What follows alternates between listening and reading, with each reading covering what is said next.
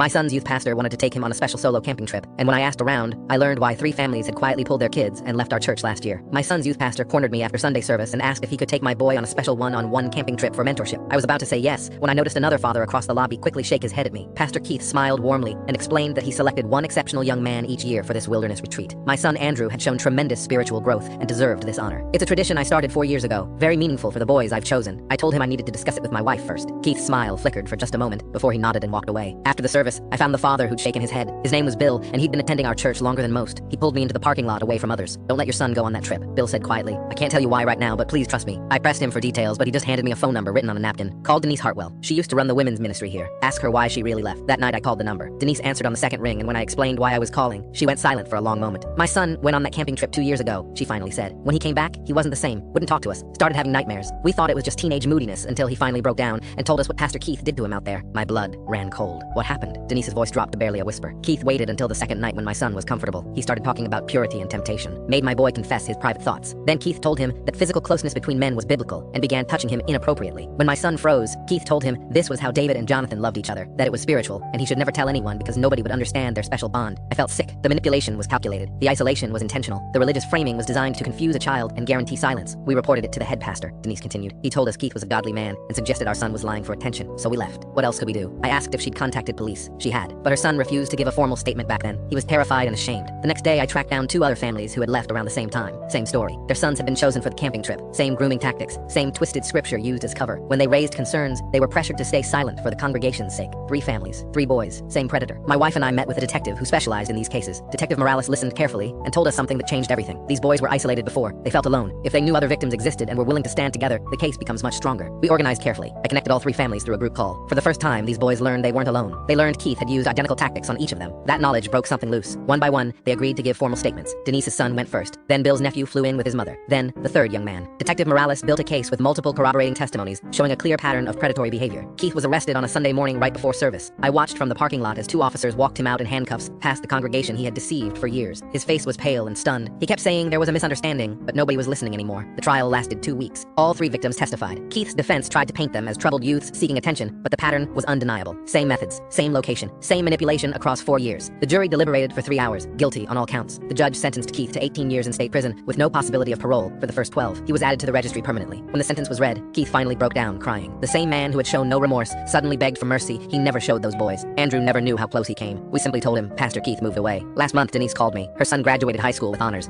He's starting college in the fall and wants to become a counselor for abuse survivors. She said watching Keith get sentenced gave her boy his voice back. The head pastor who protected Keith quietly retired after the scandal made local news. The church lost half its membership.